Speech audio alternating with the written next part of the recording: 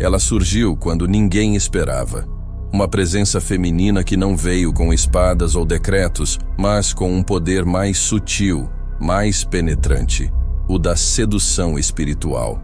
Seu nome ecoa nas sombras da história como o início de algo sombrio, uma rachadura no sagrado que se transformaria em abismo. Alguns a conhecem como Semíramis, outros como Cosbe, mas o que está por trás dessas figuras femininas vai muito além de nomes. Elas não foram apenas mulheres comuns. Foram o símbolo vivo de um povo que, ao se render ao fascínio do proibido, abriu as portas para que o próprio Satanás se assentasse onde antes apenas o Senhor habitava. E essa não é apenas uma história do passado. É uma advertência para os nossos dias. A Bíblia revela que nem sempre o inimigo se aproxima com fúria. Às vezes, ele vem com beleza, com delicadeza, com promessas doces como mel, mas que carregam o veneno da serpente. Foi assim com o povo de Deus. Não foi uma guerra que os derrotou, não foi uma espada que os venceu. Foi um olhar, um toque, uma união aparentemente inofensiva. Cosbi, a midianita, não ergueu muralhas, mas derrubou fortalezas espirituais apenas com sua presença. Ela entrou sorrateira, mas foi suficiente para fazer cair milhares.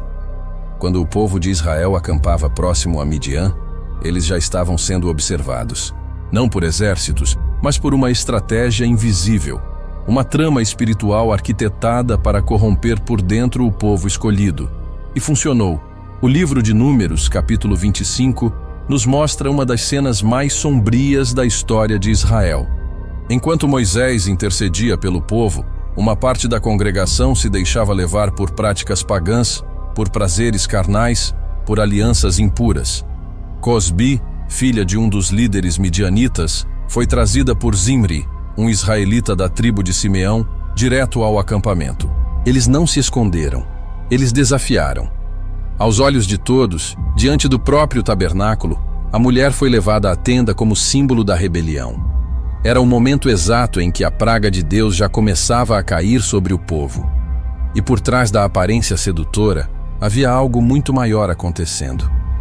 Não era apenas uma mulher com um homem. Era um pacto sendo firmado. Era uma brecha sendo escancarada. Cosbi não era apenas um nome. Ela era um instrumento, uma porta viva para uma invasão espiritual. A Bíblia afirma que 24.000 israelitas morreram por causa desse pecado. Não por armas, mas por contaminação espiritual.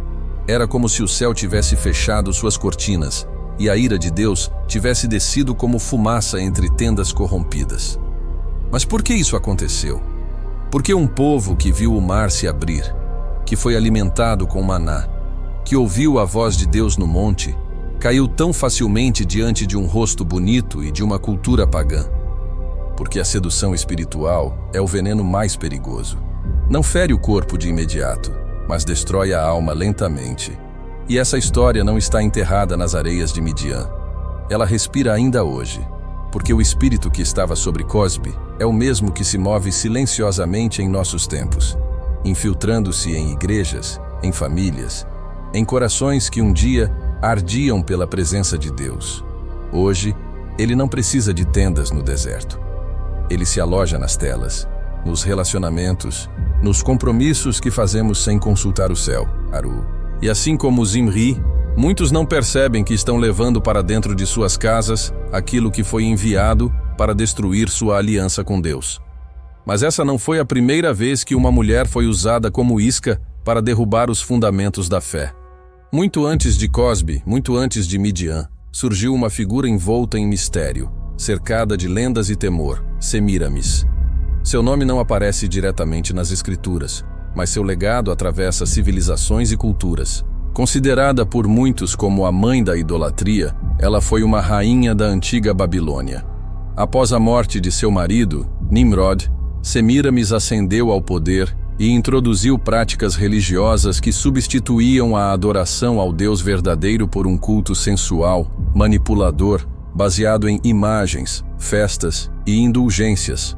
Semíramis se proclamou deusa, fundadora de cultos que exaltavam a figura feminina como divindade, transformando o ventre em altar e o prazer em oferenda.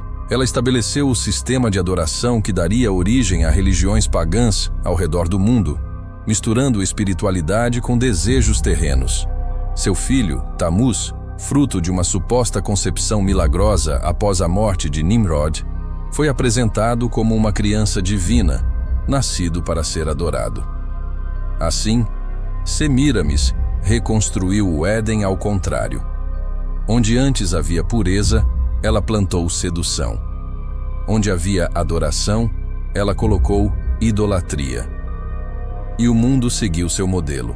Esse espírito de sedução e usurpação da glória de Deus continuou se manifestando em diferentes épocas e formas. Ele não grita, ele sussurra. Não impõe, seduz. E é justamente por isso que tantos não o percebem. Se a história de Semíramis começa com o poder da sedução, ela evolui para algo ainda mais perigoso: o estabelecimento de um sistema espiritual paralelo que se alimenta da paixão humana por controle, por glória, por adoração. E enquanto muitos viam nela uma rainha forte, iluminada, outros discerniam sua verdadeira natureza. Uma mulher que, ao tentar se colocar no lugar de Deus, abriu as comportas do inferno sobre as nações. O culto a Semíramis não era apenas uma homenagem cultural, era a institucionalização da idolatria, um modelo de religião sensual e falsa, onde o sagrado era profanado e o divino era substituído pelo carnal. Com o passar dos séculos, o modelo de Semíramis se espalhou como veneno pelas civilizações. O que começou na Babilônia ressurgiu com nomes diferentes. Em Egito, era Ísis. Em Grécia, Afrodite. Em Roma, Diana. Mas o espírito era o mesmo. A mulher divinizada, exaltada não por sua santidade, mas por sua beleza, por sua fertilidade, por sua influência. Um culto centrado na figura feminina como mediadora entre homens e deuses. A matriarca de uma fé corrompida, onde o povo deixava de buscar ao Criador e passava a se encantar com as criaturas. Essa rede de idolatria não era apenas cultural, era espiritual. Era uma estrutura demoníaca com forma humana.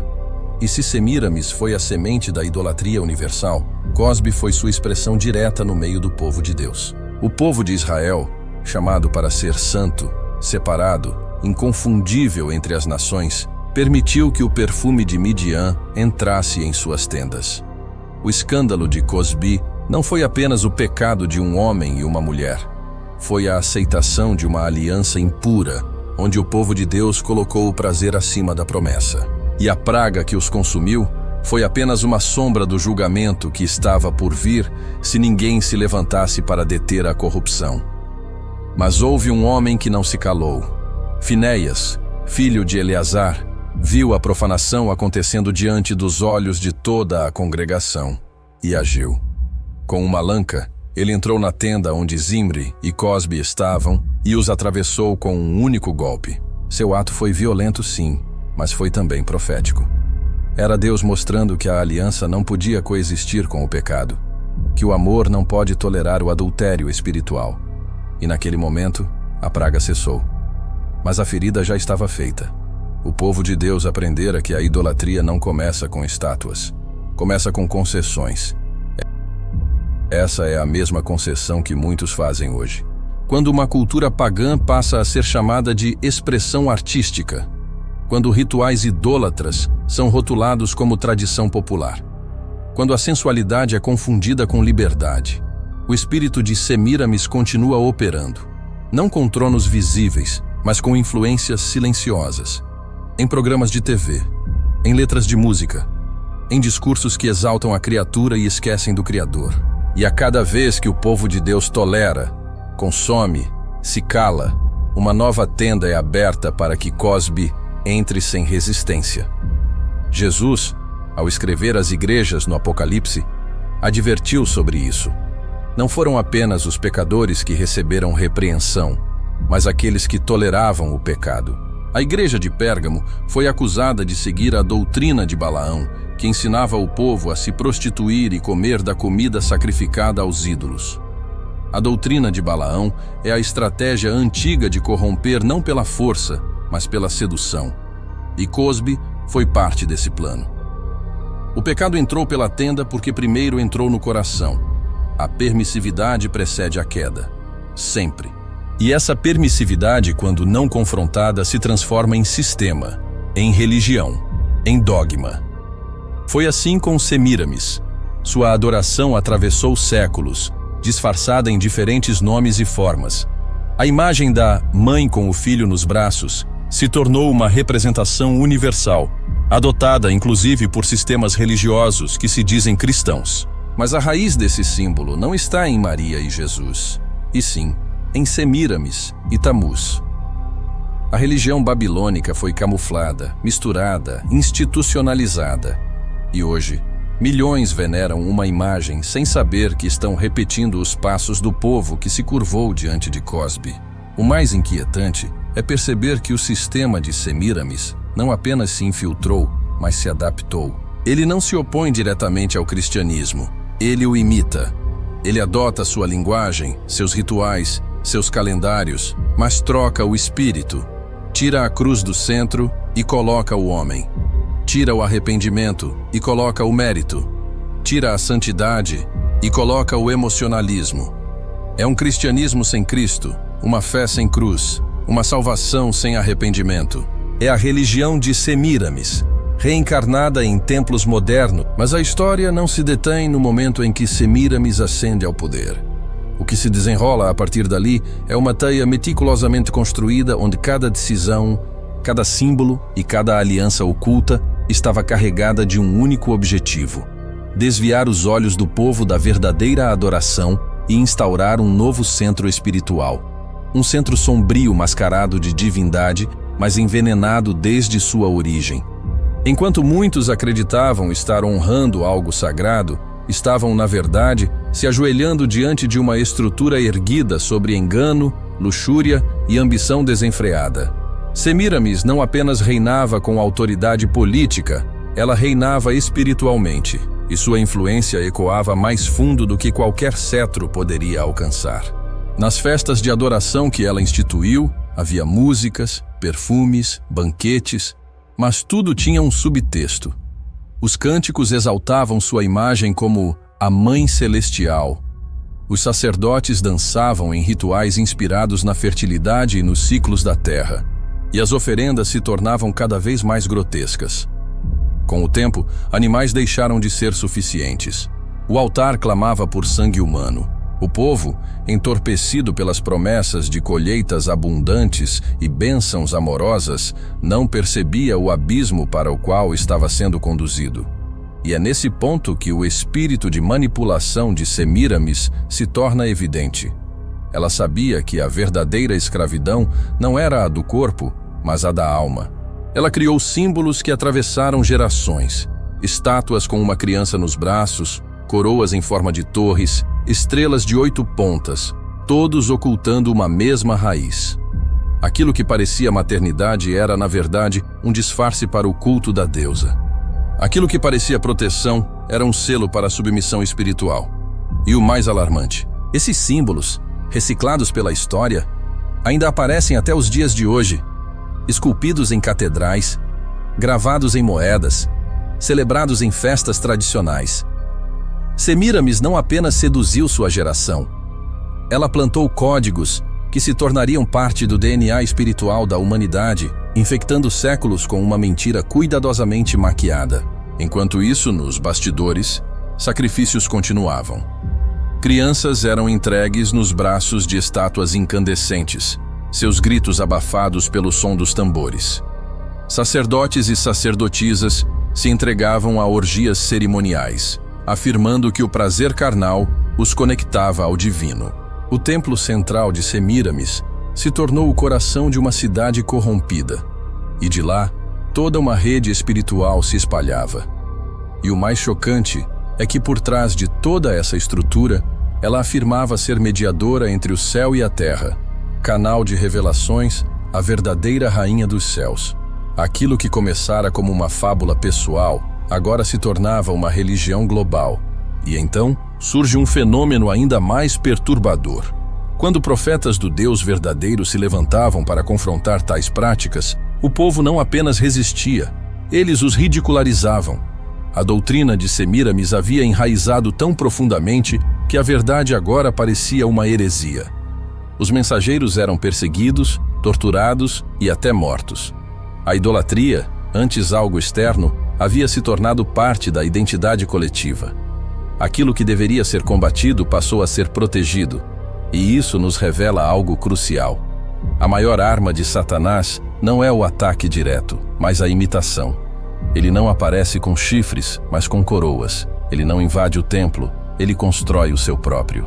A figura de Semíramis, então, torna-se mais do que histórica. Ela se torna simbólica. Uma matriz de todas as corrupções espirituais futuras. Uma semente de sedução que germinaria em inúmeras formas ao longo dos séculos. Rainhas celestiais, deusas redentoras, mães sagradas, todas derivadas da mesma raiz venenosa. E é por isso que mesmo hoje, há correntes religiosas que conscientemente ou não repetem padrões traçados por ela.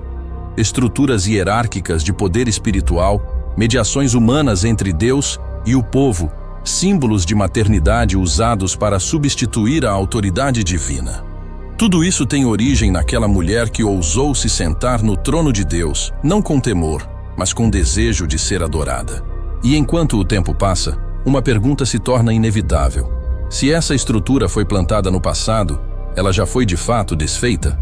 Ou será que ainda hoje, travestida de tradições e doutrinas, ela continua operando, silenciosa, mas letal? Porque o verdadeiro poder da sedução espiritual está justamente nisso: fazer com que a mentira pareça familiar, aceitável, sagrada. Semíramis não precisava convencer com argumentos. Bastava que sua imagem... Se os olhos espirituais pudessem se abrir completamente, veríamos que a batalha entre a luz e as trevas não se dá apenas nas esferas visíveis da política, cultura ou religião.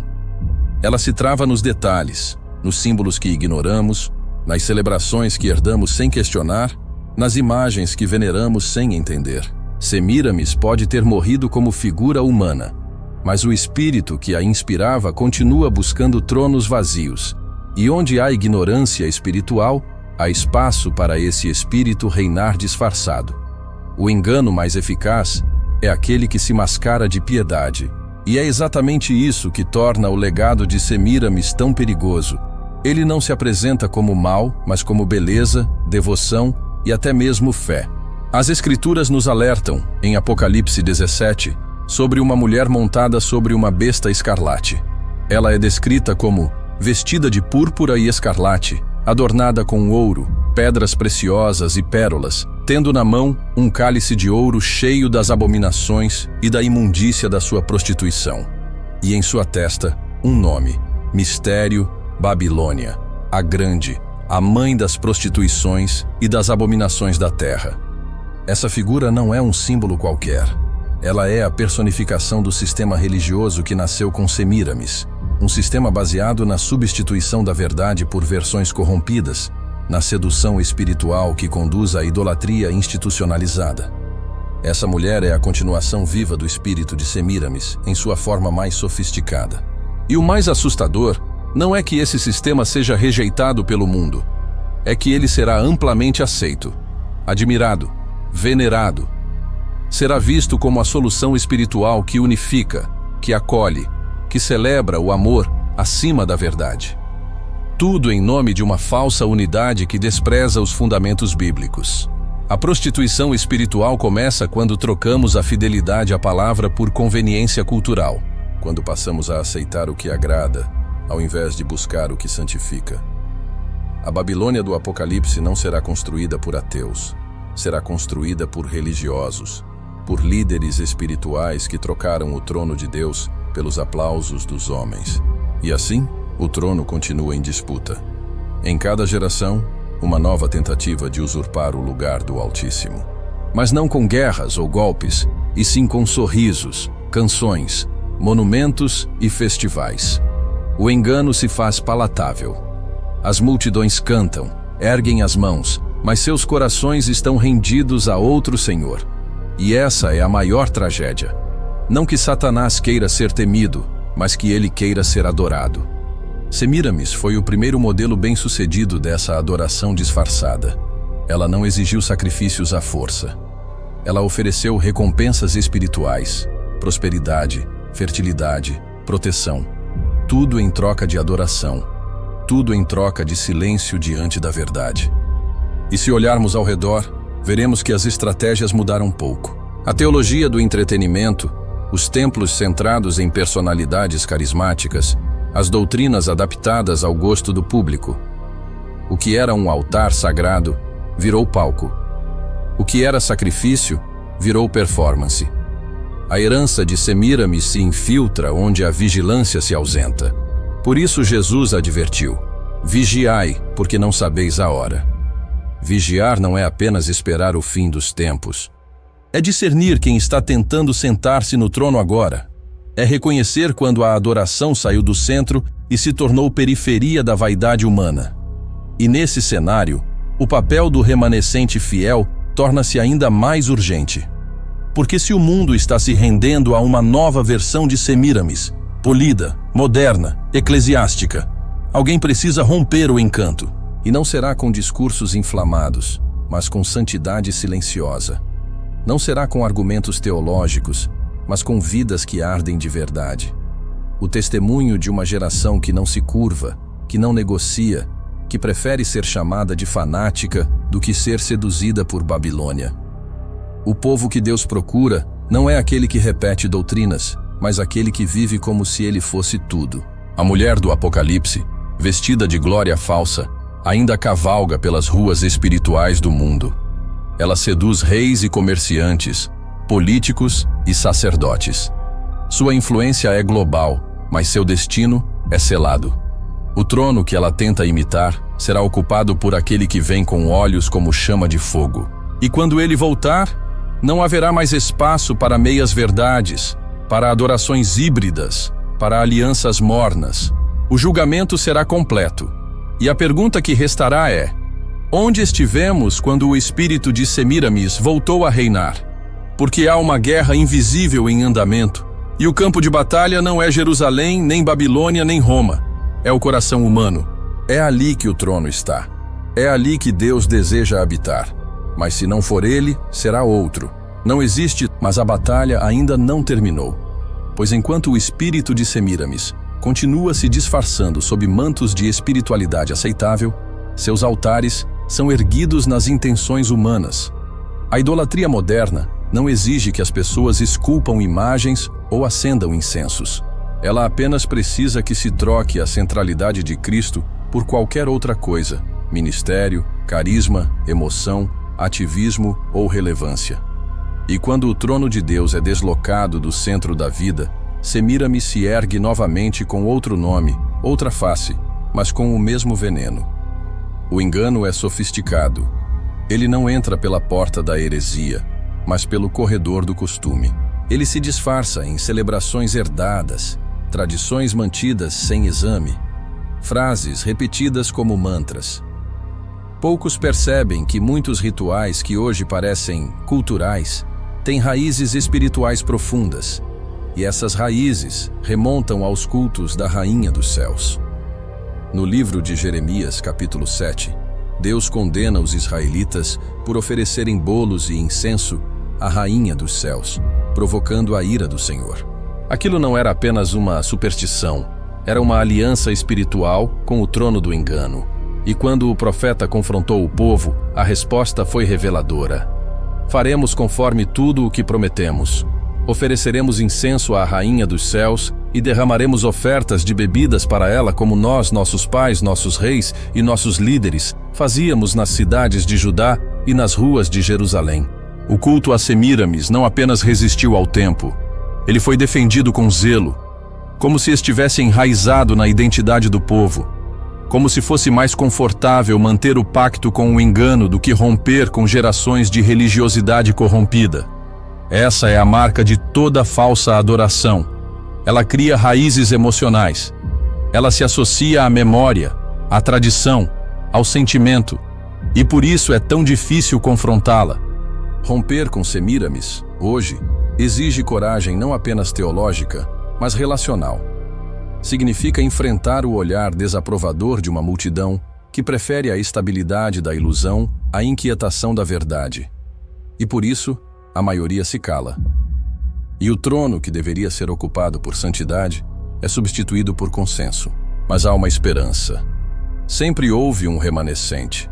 Sempre houve aqueles que, mesmo diante da força cultural, mantiveram-se puros, que preferiram a verdade que confronta a mentira que conforta, que recusaram participar das festas pagãs disfarçadas de devoção, que olharam para o trono e reconheceram que ali só pode sentar-se o Cordeiro. Essa geração pode parecer pequena e irrelevante aos olhos do mundo, mas no céu são chamados por nome, são vistos, são honrados. Em Apocalipse 18, um clamor é ecoado do céu. Sai dela, povo meu, para que não sejais participantes dos seus pecados e para que não recebais das suas pragas. Esse chamado é urgente. É uma convocação à separação, não apenas geográfica, mas espiritual. É hora de sair da Babilônia, de romper com o espírito de Semíramis, de purificar os altares, de voltar ao Evangelho simples, ao Cristo crucificado, ao Espírito Santo sem manipulação, de deixar de lado o que é conveniente e escolher o que é verdadeiro. A mulher que seduziu o povo de Deus não o fez com força. Ela o fez com fascínio, com beleza, com emoção. E essa sedução continua ativa, mascarada por canções, rituais, calendários e tradições que poucos ousam questionar. Mas o Espírito Santo está levantando vozes. E não são vozes populares, são vozes que choram diante do altar, que gemem entre o pórtico e o altar, dizendo: poupai o teu povo, Senhor. São intercessores, profetas, discípulos anônimos, gente que sabe que a glória de Deus não habita em tronos compartilhados. E quando a luz da verdade brilhar novamente sobre os púlpitos, sobre os lares, sobre os corações, as máscaras cairão. O trono de Semíramis será exposto. E o povo de Deus, os que não se dobraram, brilharão como tochas em meio à apostasia. Porque a batalha é real, mas a vitória já foi declarada. O trono pertence ao Cordeiro. E aquele que ousar sentar-se por usurpação será lançado no abismo, como foi o primeiro rebelde. Pois o trono não é lugar de disputa, é lugar de glória. E essa glória está voltando, com fogo, com juízo, com santidade. E com um chamado: santificai-vos hoje, porque amanhã o Senhor fará maravilhas entre vós. E naquele tempo final, quando as nações se abalarem e os reinos forem sacudidos, haverá uma exposição definitiva. Tudo o que estava oculto será revelado. E entre as ruínas da idolatria institucionalizada, o eco das palavras de João em Apocalipse 17 se fará ouvir. E vi uma mulher sentada sobre uma besta de cor escarlate, e na sua testa estava escrito: Mistério, Babilônia a Grande, a mãe das prostituições e das abominações da terra. Essa figura não é apenas simbólica. Ela representa a culminação do espírito de Semíramis, o ápice de um sistema religioso corrompido que enganou reis e seduziu multidões. Ela veste púrpura e escarlata, ostenta ouro, pedras preciosas e pérolas, mas dentro do seu cálice há abominações e imundícies. Essa imagem não é aleatória. É o retrato da sedução religiosa que se apresenta como santa, mas que esconde dentro de si o veneno da serpente. E muitos, ao olharem para sua glória externa, se prostraram diante dela. Não por ignorância, mas por escolha. Preferiram a aparência da piedade ao peso da verdade. E a besta que a carrega não é cúmplice, mas instrumento de juízo, porque o próprio sistema que ela montou a destruirá. Os reis da terra, os mesmos que com ela se prostituíram, a odiarão. A deixarão desolada, nua, e a queimarão com fogo. Porque Deus colocou isso em seus corações, para cumprirem seu propósito. O fim da mulher escarlate é um retrato do fim de toda falsa adoração. O trono usurpado será consumido. Mas por que tantos se aliaram a ela? Por que tantos preferiram suas promessas ao convite da cruz? Porque ela prometia poder sem santidade, glória sem arrependimento, influência sem renúncia. Ela oferecia atalhos, rituais que tranquilizavam consciências, festas que mascaravam o vazio, palavras que iludiam os corações. E enquanto a verdade clamava do deserto, a mulher gritava do trono: "Sigam-me, eu sou a mãe de todos." Aqueles que discerniram o espírito da prostituta foram perseguidos, ridicularizados, acusados de fanatismo, de radicalismo, mas permaneceram. Não dobraram os joelhos, não beberam do cálice, não aceitaram a marca da conveniência. São esses os que foram selados, os que seguem o Cordeiro por onde quer que vá, os que têm os seus nomes escritos no livro da vida desde antes da fundação do mundo. E quando o juízo descer, eles não temerão, pois estarão marcados com o selo do Deus vivo. Terão lavado suas vestes no sangue do Cordeiro. Terão permanecido firmes diante da sedução de Semíramis, pois mesmo que o sistema tenha sido grande, o seu Deus foi maior. E quando a fumaça da queda da prostituta subir, eles cantarão: "Justos e verdadeiros são os teus juízos, ó Senhor Deus Todo-Poderoso." A mulher que seduziu o povo de Deus será lembrada não por sua glória, mas por sua queda. E sua queda será total, porque não há trono que permaneça de pé quando é construído sobre mentira. O céu não compactua com a prostituição espiritual. A santidade de Deus exige separação. E todo aquele que tentar misturar luz com trevas será removido, não como vítima, mas como cúmplice. É por isso que o chamado continua ecoando: "Sai dela, povo meu." Essa saída é espiritual. É uma separação de tudo o que finge ser de Deus, mas nega o seu poder. É uma renúncia a toda forma de religiosidade que idolatra tradição, ego ou homens. É um retorno ao altar, à palavra, à cruz, ao Espírito, ao lugar onde o fogo não pode ser falsificado, onde o louvor não é espetáculo, onde o culto é em espírito e em verdade. Semíramis, com todos os seus disfarces, será desmascarada.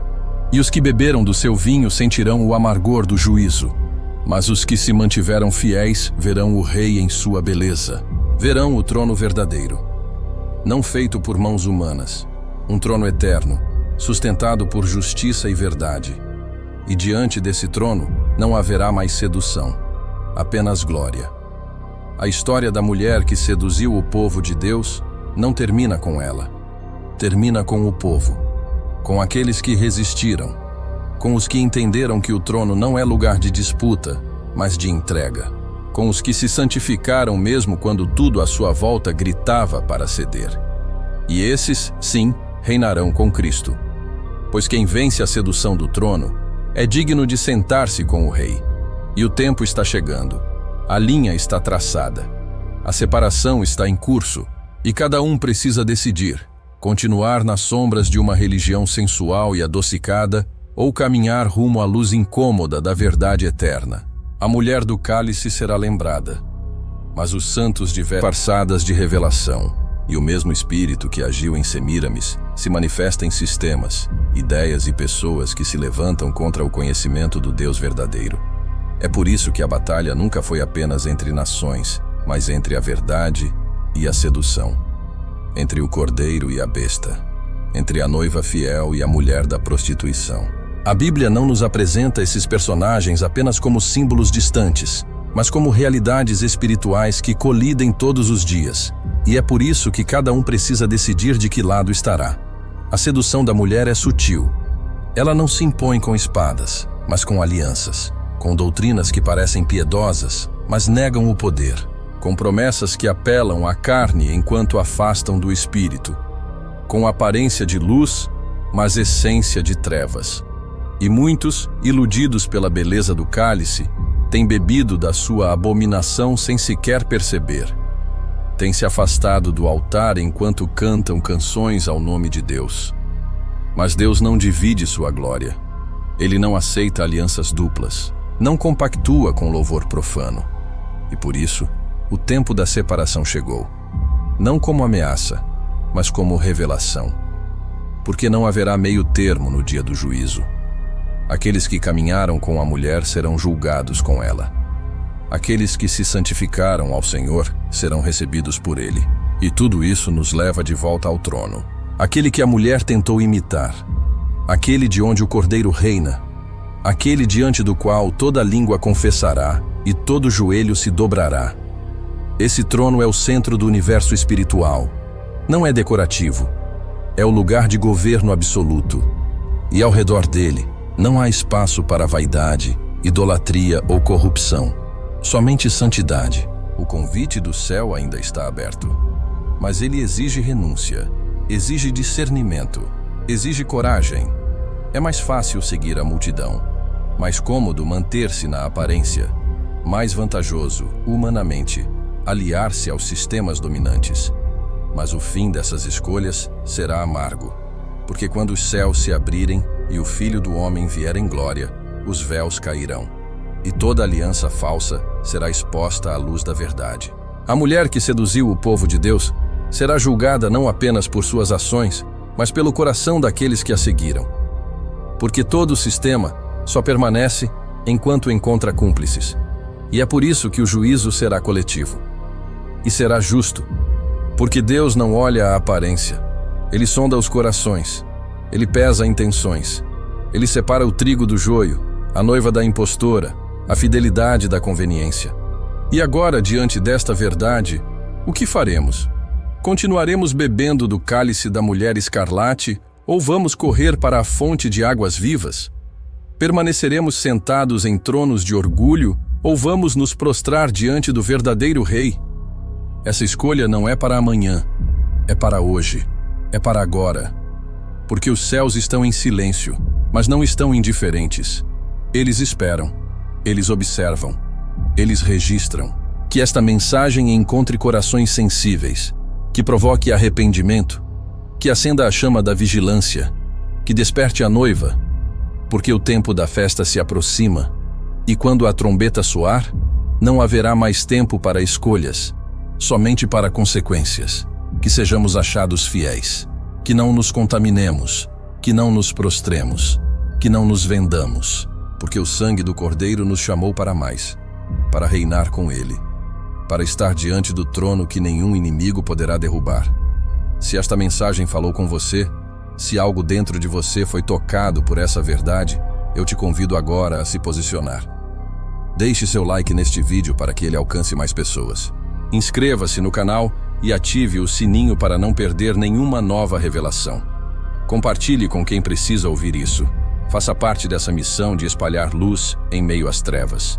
E se você deseja declarar sua fidelidade ao verdadeiro trono, escreva aqui nos comentários: Eu escolho o Cordeiro. Essa frase será mais do que um comentário. Será um testemunho, um ato de fé, um marco espiritual.